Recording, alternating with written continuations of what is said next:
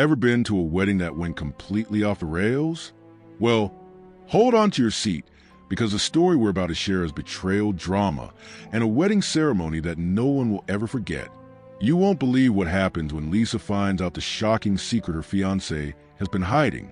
Trust us, you'll want to hear this one. Secrets, lies, and a wedding to remember.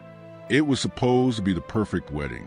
That's what Jerry's fiancée, Lisa, kept telling herself. She had planned every little detail, down to the flowers, the vows, even the damn chair covers. Nothing was going to mess this up. Nothing. That is, until the morning of the wedding, when Lisa decided to check Jerry's phone. Now, Lisa wasn't the type to snoop. She trusted Jerry, but something just felt off. Ever since he returned from his bachelor party in Vegas, he'd been acting strangely.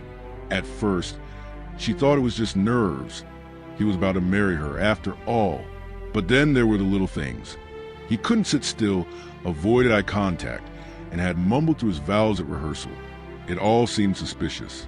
So, when Jerry left his phone on the nightstand while he took a shower, Lisa couldn't help herself. She took a quick look, and there it was. A text from Jerry's old college roommate, Michael. Jerry, last night was a mistake. It can't happen again. Michael, don't worry, Jerry. I learned my lesson in college. You always go back to pretending it never happened.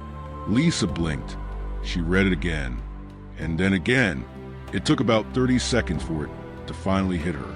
Her fiancé, Jerry, had cheated on her, and it wasn't with a woman.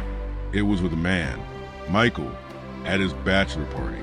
Her hands shook as she gripped the phone, but instead of breaking down, screaming, or crying, Lisa took a deep breath.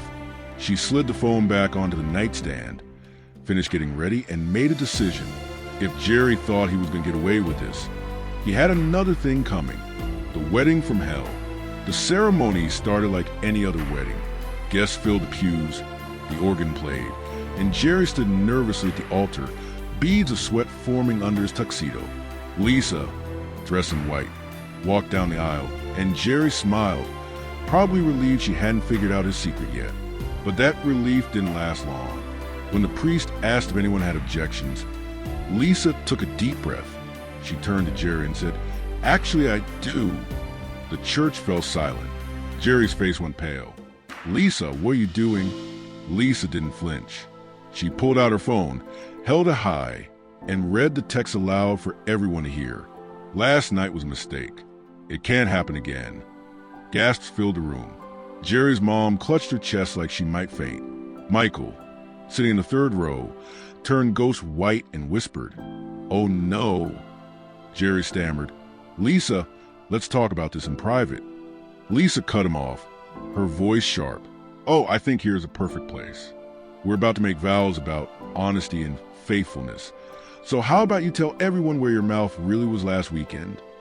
The groomsmen froze. The bridesmaids exchanged uneasy glances. Michael sank lower in his seat, hoping to disappear. Jerry tried to speak, but couldn't find the words. Lisa raised an eyebrow. "Wasn't gay," she snapped. "Babe, if you're sneaking down hotel hallways in the middle of the night for a blowjob from your college roommate, you might want to rethink that." Someone from the back of the church snorted, barely containing their laughter. Jerry opened his mouth again, but no words came out. He was trapped. Lisa turned to the priest, a smirk tugging at her lips. "So, Father, what do you think? Should I say, 'I do,' or should I run for the hills?" The priest, looking like he wished he had called in sick that day, just blinked in disbelief. Lisa sighed dramatically. "Yeah, I thought so." She turned back to Jerry, slipped off her engagement ring, and flicked it at his chest. The ring bounced off his tie and fell to the floor. "Have fun figuring out your sexuality, babe. Maybe Michael can be both your best man and your honeymoon." With that, she lifted her dress, stormed down the aisle, leaving Jerry standing there, humiliated, speechless, and suddenly very, very single.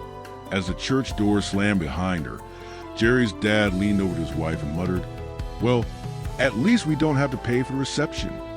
From the third row, Michael buried his face in his hands and groaned, "I really should have stayed home." Well, that was one unforgettable wedding, wasn't it? If you think this drama was wild, just wait until you see what happens at the reception to end all receptions. You won't want to miss it. If you enjoyed the story, make sure to hit that like button, subscribe to Petals and Pride, and turn on notifications so you never miss out on more juicy tales. Remember, love may be unpredictable, but we're here to make it fabulous. Until next time, keep your petals fresh and your pride high.